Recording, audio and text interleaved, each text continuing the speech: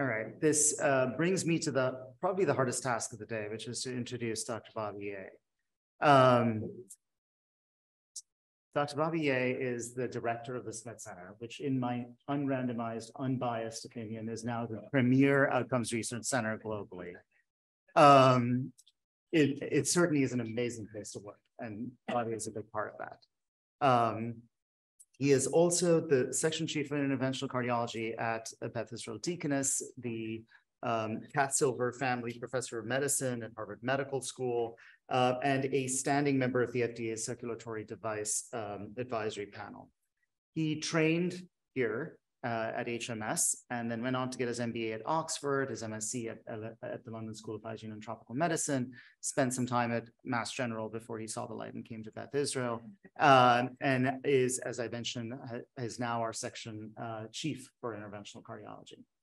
I think he, I could keep going on his list of achievements, but perhaps, but why not? I think the two big ones I think he would be most proud of if he were introducing himself. One, besides the Smith Center, I think would be the track record of incredible mentorship across the entire training spectrum, starting from med students all the way to junior faculty. And I think of him both as a colleague and mentor.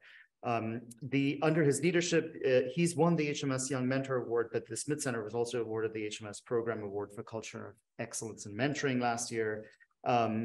It's been such a treat to see Bobby make a splash in the world of outcomes research. And he's going to talk to us about what do we do when real world data, how can they help when trials are insufficient? So thank you, Bobby. Thanks so much, Kazi, and thanks everybody for continuing to tune in online. And this is a chance to talk about something that I think that clinicians, I see many cardiologists, interventional cardiologists in the room, something that we think about a lot, which is the case of mechanical circulatory support devices used when we treat patients with heart attacks or coronary artery disease. And acute myocardial infarction is a heart attack. And in the most severe form, heart attacks can cause extensive damage to the heart muscle, such that patients suffer from cardiogenic shock, which is insufficient blood flow to the tissues and the organs. This is a dire situation.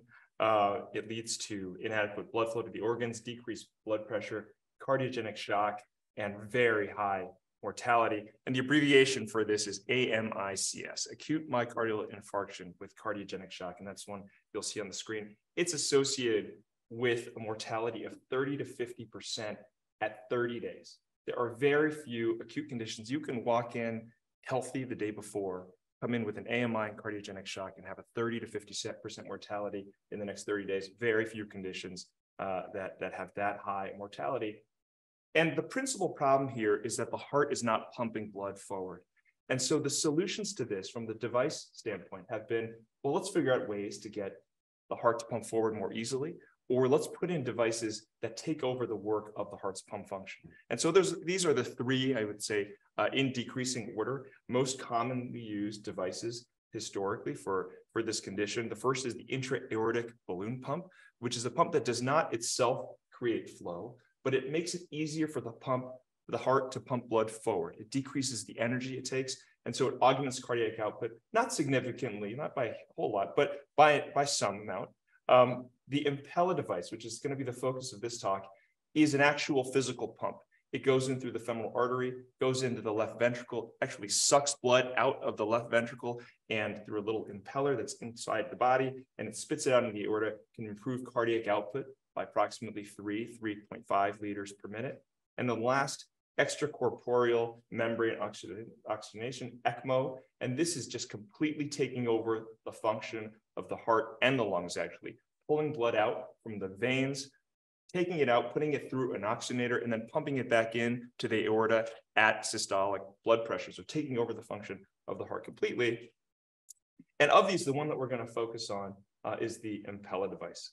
The Impella device, and the reason we're going to focus on it is because it's probably the one that has seen the greatest growth in the past decade. And so here's an article showing in this insurance claims database from the Premier system that the growth of Impella since approval in 2008 has really grown significantly. It's grown in the use of two situations. One, PCI, that's percutaneous coronary intervention, opening up arteries in the setting of a high-risk intervention, and here also in the setting of AMI with cardiogenic shock. So turns out that there have been no well-powered trials, theme of the day, no well-powered trials to evaluate the effectiveness of Impella versus any of these alternatives. And one alternative might be no treatment at all, no device at all. One might be the balloon pump, there might be ECMO, but there have been none really that are well-powered that have looked at this population and compared Impella to alternatives. And observational studies had suggested an association of Impella with worse outcomes, in fact, worse mortality. And so as you're thinking about this question, for some of you are thinking about this question a lot clinically, others, you may be now thinking about it for the first time. And if you're thinking about it for the first time, you're asking yourself, well, for you physicians out there, what prompts you to use the device and what would prompt you not to use the device? And I would say for most of us, we use the device when we think things are not going so great.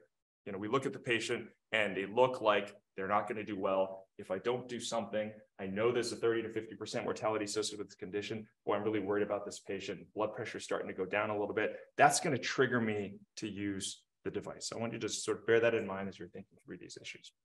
So, I think many in the clinical community and those here in the audience in the FDA saw these observational studies, and I think these raised concern. It raised concern, I would say, I could summarize our conversations with the FDA on this. They reached out to us and because they wanted some opinion. We had these ongoing collaborations with the safety PAT, so we were in consistent communication with them on other issues. And so maybe in conversations with Bram Zuckerman and others, said, well, what is your opinion about these observational studies that have come out? And we said, well, why don't we look at the data ourselves and see if we can explore some of the ways and the various different ways that we might look at this question, different approaches we might use. So the primary objective of our study was to explore various approaches to assess the potential effect of Impella versus alternative treatments using an observational administrative database of Medicare fee-for-service beneficiaries undergoing PCI, opening the heart blockage, for patients with myocardial infarction, cardiogenic shock. And then secondarily, because we were concerned that this was a particular question, because of the nature of how we make these decisions in this particular high-risk scenario, we wanted to really critically examine utility, strengths, and limitations of claims data for understanding medical device safety in this context in an observational study. And this was work that we did collaboratively. I see many of the authors in the cloud, Zaid Al-Marzouk, who led the studies, Isida Habre Adrakochar, as well as Yang Song from our group, in collaboration with the FDA's group. So the methods, we looked at all fee-for-service Medicare beneficiaries admitted with this diagnosis based on ICD-10 codes. We excluded those patients who did not have Medicare claims data for a year prior to their index hospitalization. So we could use that year prior to generate sufficient claims to understand their existing comorbidities. We only limited the population to patients who were admitted to hospitals, had all support devices available, looked at the claims and made sure that hospital would have had the option to do all three, in part to sort of just address the fact that every one of these patients ideally would be eligible to receive each one. So we didn't have a violation of the positivity assumption. And the patients receiving mechanical support during the hospitalization, but not on the day prior to PCS. If you came in and you were on one of these devices for a week and then you got an intervention, we excluded those patients because at time zero for our study, at least for most of the study, was the date of the PCI. So the date of the PCI and did you get an Impella on that day? That's the patient. So we're looking at, or did you have a PCI with cardiogenic shock and get some other form of treatment? Those are the comparisons. These were the study periods, October 1st, 2015, 2019, and we ended up with 23,000 patients in this data set, 4,000 of whom received the Impella, 6,000 or 7,000 of whom received an intra-aortic balloon pump, and 12,000 without any mechanical support device at all. The study endpoint really were concerned about all-cause mortality primarily. We also looked at this combination of all-cause death and all-cause mortality at 30 days. And we wanted to estimate several different effects. Really, I should say we wanted to ask several different questions for which the methods then followed those questions. So the first was, what is the effect of initiating Impella on the day of PCI? And we addressed that question using the inverse probability treatment weighting approach that you've seen commonly now in a couple of studies. But we were very, I think, a priori concerned about this approach. We're using an administrative database here. And I just told you the reasons why we select this device versus not selecting the device. Things like patients looking like their blood pressure is going down, not a variable that's collected in an administrative database. Patients on a high dose of medications that prop up the blood pressure, not collected well in an administrative database. Patient looks like they're modeled and their toes are blue, and this is a bad sign for cardiogenic shock. This is how we evaluate patients clinically, not collected in an administrative database. So can we find it? So a priori, we thought that the inverse probability treatment weighting approach was not going to be sufficient to overcome the founding, I would say. So we wanted to look secondarily at another approach. What's the effect of Impella in patients whose treatment might be influenced by maybe like a natural quasi-experiment? If they went to one hospital that tended to use a lot of Impella versus going to another hospital that tended to not use a lot of Impella, might that be a good sort of quasi-experiment? Could we use an instrumental variable method there? And then one might think, well, do those hospitals differ from one another? And does that violate some of the assumptions of an instrumental variable approach? And the third way that we wanted to explore this, and there were others, I'm limiting it in the interest of time, was to look at those patients whose treatment might be influenced by variation, not in the cross-sectional utilization differences between hospitals, but the longitudinal changes. There are some hospitals that really grew rapidly in their use of Impella over the time. There were some that had no change at all. There were some that might decrease their utilization over time.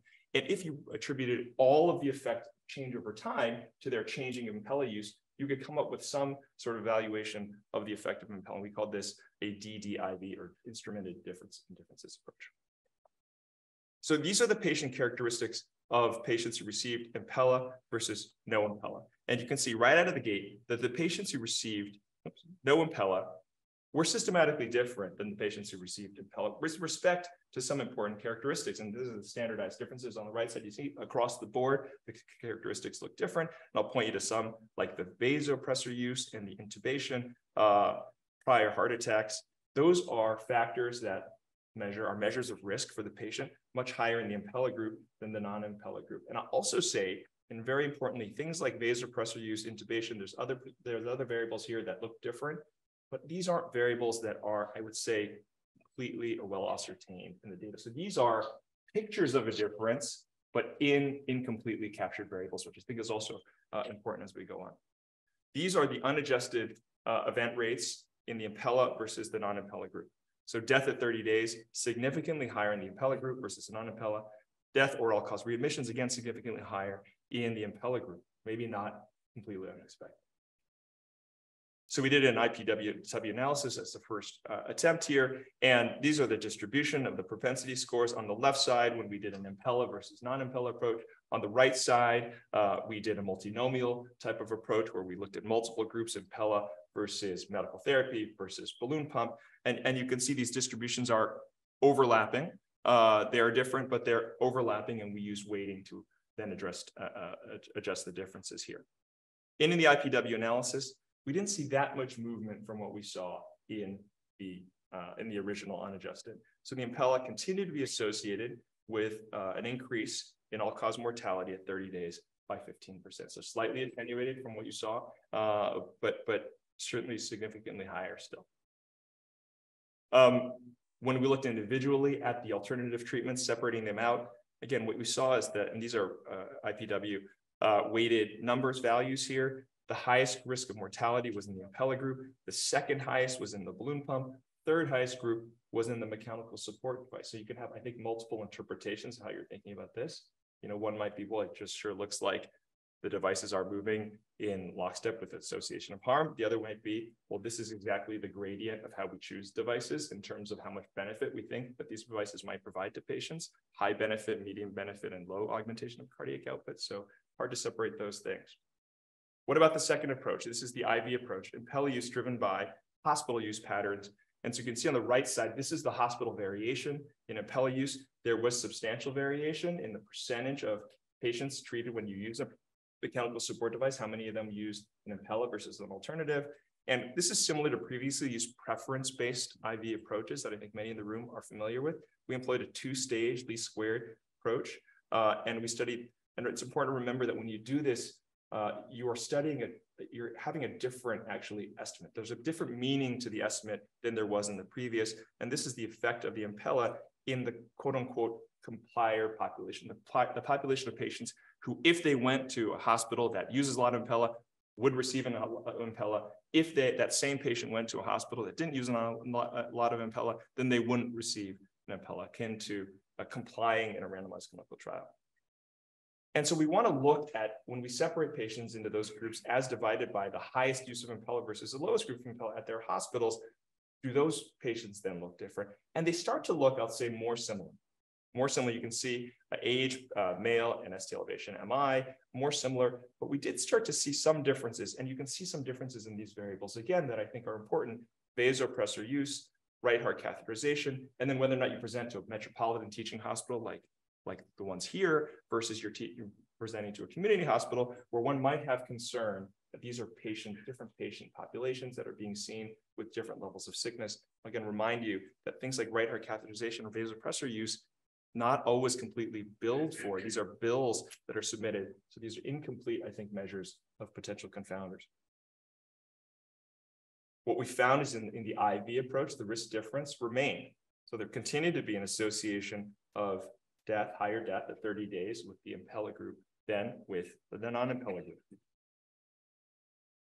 The third approach, remember I said we could take advantage of longitudinal changes between different hospitals. Some grew in use, some decreased in use, and we plotted every single hospital. This is just an example of a few different hospitals, and we could come up with lines in groups of hospitals that had rapidly increasing use over time, maybe a flat or mild increasing use over time. These are just based on the observed sort of tertiles. So I misused the word tertiles. This is going to remind me afterwards, but these groups defined by tertiles, I should say, and decreasing use over time. And when we look at these three, so you'd like to see maybe if the device is very effective, the hospitals that increase the use most over time, that we're going to have the fastest decrease in mortality over time, and vice versa, depending on what you think is going to be the effect.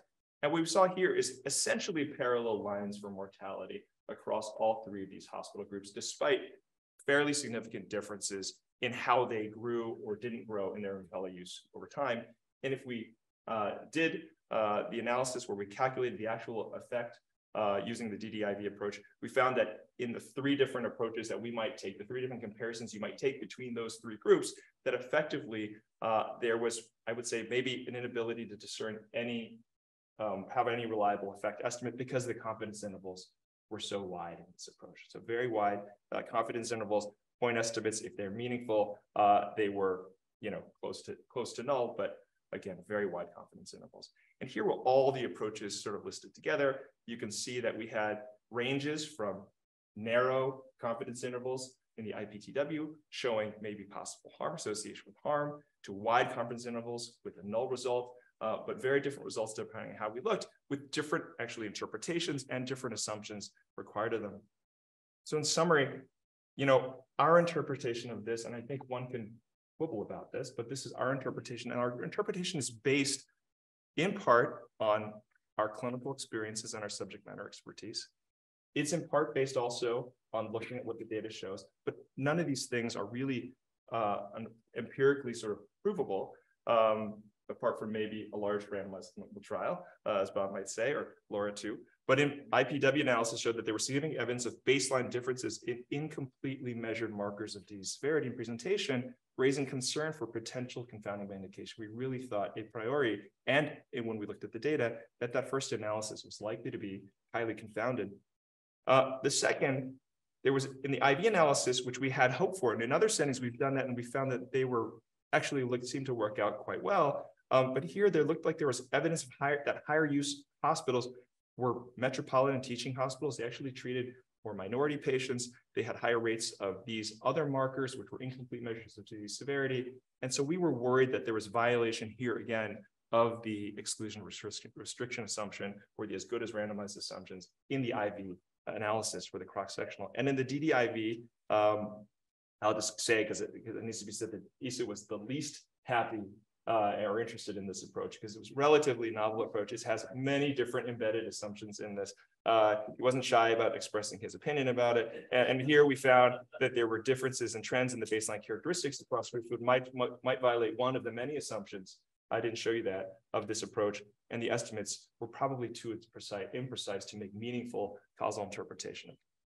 So our conclusion on this 23,000 patient analysis of Medicare beneficiaries, that really the distribution of patient and institutional characteristics between groups defined by the treatment or defined by the changes in treatment and utilization over time, depending on what approach we're looking at, combined with clinical subject matter expertise, about the illness severity factors not captured in the data suggested violations of key assumptions for valid causal inference.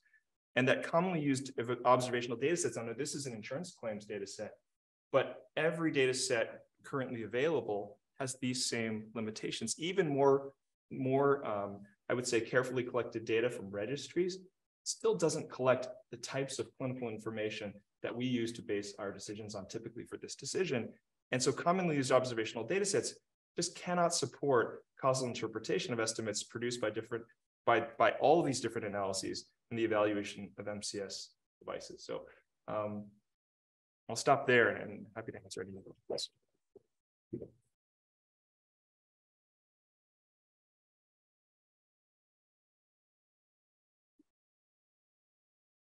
Very nice presentation.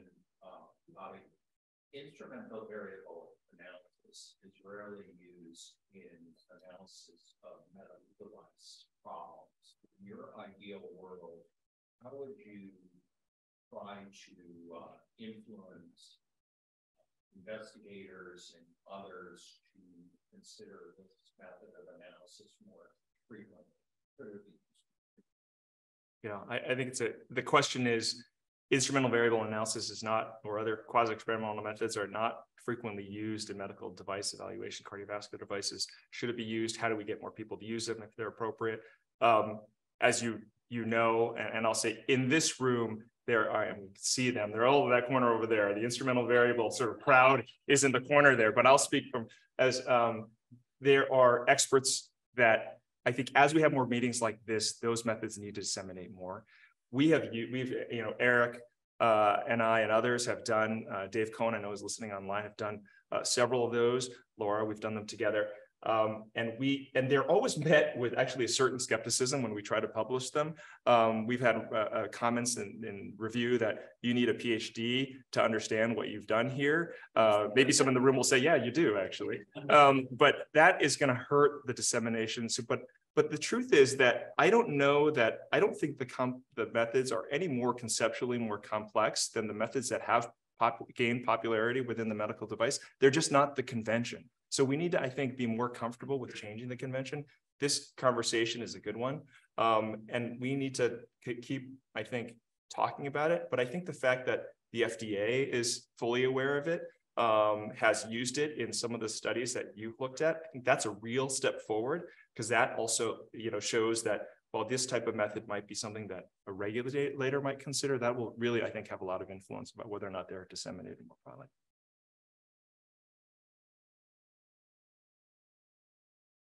Hi, first I want to congratulate you for your important work. Work in the eye under the guidance of Dr. Moran and Dr. Branding. So I'm kind of doing analysis with MCS devices. So I have a question. I'm not very familiar with Medicare, but do you have a sense of there's a way to, because I figure the time of diagnosis and variation is very important from that time to the time that the patient got an 80 months. I bet that probably that's something that is already taken. Probably only have the CPT codes and not exactly the time from when once first identified the variation. But I saw that you did a whole-cause mortality analysis. Do you sort about those cause mortality to see if the mortality were related more to a complicated device or if it was more related to a medical cause? Yeah, that's a great question, and there's first a comment that from the clinical side of things, when we put these devices in there, that the timing and what's going on at the precise time you make the decision are really important, and that maybe you don't have that data in CPT code. You definitely don't have those data, and we've made an argument before that actually that sort of finely time-stamped granular hemodynamic data is the absolute necessary factor if you're going to have to study this question in an observational approach. You need those types of data. Now remind me the second part of your question again. So the second part is, well, I know that it's not the limitation of the time, that's real, but do you do like some? Did we do cause of death? That's right. You asked me whether or not there was cause of death, and cause of death is something that's not easily, I think, very necessarily that accurate when we use data sets like this. And so we tend not to do those types of analyses. But here in all of these, many of these analyses, the signal for all-cause mortality was so overwhelming in some of them. We thought attributable to deficiencies and violations of the assumptions here, that those probably would have not, I think, really benefited from separating out the cause of death here. But there certainly are situations where we would benefit from having more granular. Actually, we had a study that the randomized clinical trial that Dr. Mori was talking about earlier, where there was a mortality signal. The cause of death for that randomized clinical trial is very important in the randomized trial to dive into that and understand the cause of death. That's a limitation of using some of these data here that don't have cause of death. Great, thank you very much.